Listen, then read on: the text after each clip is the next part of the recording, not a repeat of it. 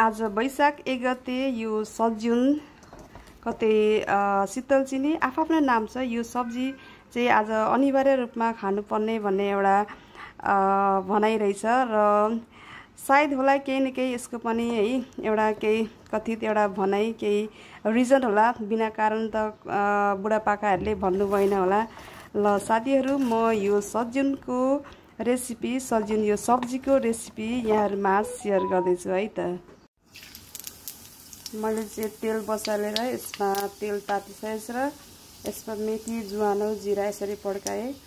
अब त्यसपछि लसुन र यो अदुवाको पेस्ट पनि हाल्दैछु। अब खोर्सानी पनि राखेँ मैले। त्यस्तै गरी प्याज,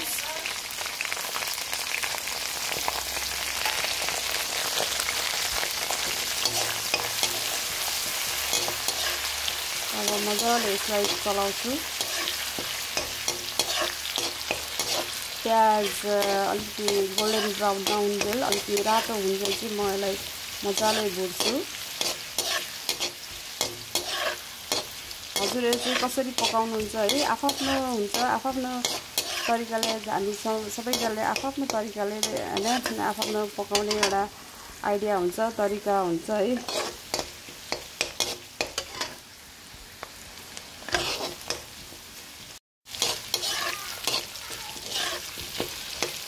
त्यसपछि मैले आलुलाई पनि यसरी राखेर मजाले फ्राई गरेँ। हेर्नुहोस् न कति राम्रो देखेको है, खाउँ लाग्दो। Wow, looking yummy. अब हर्दी पनि राख्दैछु यसमा अनि मजाले यसलाई फ्राई गर्छु है। मजाले यसलाई मिक्स गर्छु।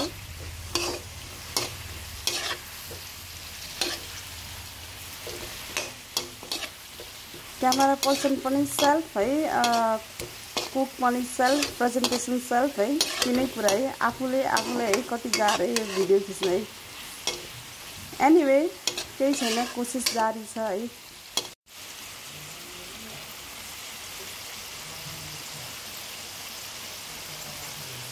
अब टमाटर राख्दैछु।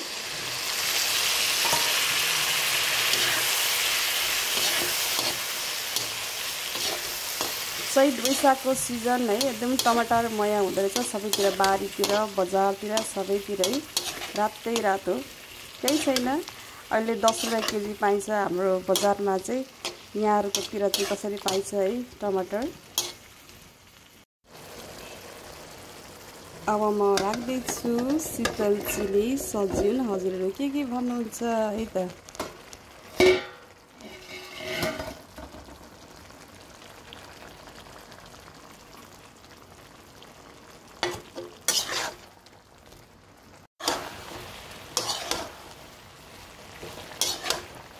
यसरी मजाले चलाउनु पर्छ, सबै मिक्सअप हुनुपर्छ। यो टमाटर पनि अलिकति हल्का गलिसकेको छ। यसरी मैले सबै मजाले यसरी चलाएको छु।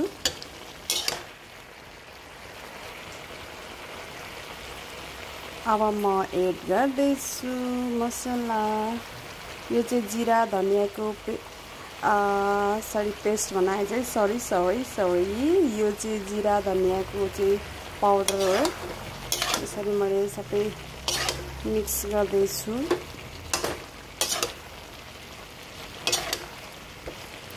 एक हातमा मोबाइल, एक हातले चलाउँदै। ओ माई गुडनेस, साँच्चै नै भिडियो प्रेजेन्ट गर्न जुन एउटा फाइनल भिडियो निकाल्नलाई हामीलाई कति गाह्रो हुन्छ है एउटा हैन। जुन हामीले 5 मिनेटको 15 मिनेटको आधी घण्टाको जुन क्लिप्सहरू हेर्छौँ है, ओ माई गुडनेस साह्रै गाह्रो हुन्छ है। साँच्चै camera persons hats off to you है। जति पनि क्यामेरा पर्सनहरू हुनुहुन्छ उहाँलाई चाहिँ जो सलाम छ है। कति गाह्रो क्या, रियली। एनीवे नो प्रब्लम, अझै पनि कोसिस जारी छ है। अब यसलाई चाहिँ मैले मजाले मिक्सअप गरिदिएँ। अब मिक्सअप गरेपछि यसलाई म माथिबाट कभर लाउँदैछु। डन। ओके फ्रेन्ड, ल आउनु है त, हेरौँ कस्तो भएछ सजुन। वाउ, मजाले फ्राई भइसकेको छ। अब यो चाहिँ अलिक सुक्खा भइरहेछ। हेर्नुहोस् त, हेर्दै खाउँ खाउँ लाग्दै। वाउ, अब यसमा म थोरै पानी एड गरेछु है।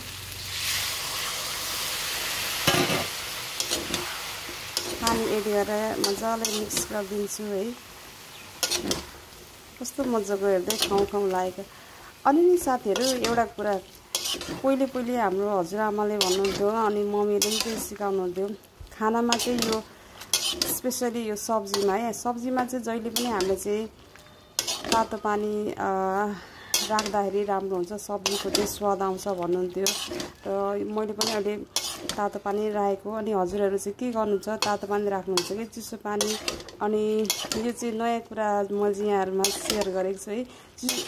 चिसो पानी राख्दाखेरि चाहिँ अलिकति सब्जीको चाहिँ अलिकति स्वाद हुँदैन अनि टेस्ट जान्छ। अनि तातो पानी राख्दाखेरि चाहिँ मिठो हुन्छ भनेर चाहिँ सिकाउनु भएको थियो। अनि मम्मीले त्यही गरेको देखेको थिएँ है।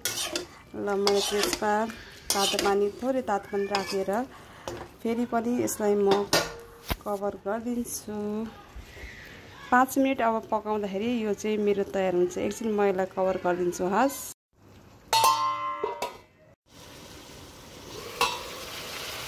वाउ, फाइनली सजिनको सब्जी पनि रेडी भइसकेको छ। हेर्नुहोस् न, हेर्दै जुसी कस्तो खाउँ खाउँ लाग्दै। हजुरहरू पनि यसरी नै घरमा बनाएर खान सक्नुहुन्छ।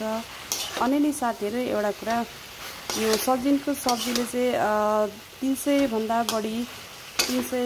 बढी रोगको चाहिँ निर्मूल हुन्छ होइन, निको हुन्छ भनेर चाहिँ यसरी पछिल्लो समय हामीले निकै यसको महिमा सुन्दै आइरहेको छौँ है। एउटा मेडिकल हिसाबबाट भन्दाखेरि पनि है त। एनिवे साथीहरू, म चाहिँ यसरी नै यो सजिनको सब्जी यसरी नै पकाएँ र म यसरी नै पकाउने गर्दछु। हजुरहरू चाहिँ कसरी पकाउनुहुन्छ है, कमेन्ट गर्नुहोला। Okay, anyway thank you so much for watching. Once again wishing you all a very happy new year. 2082 सालको हार्दिक मङ्गलमय शुभकामना। यहाँहरूको समय शुभ रहोस्।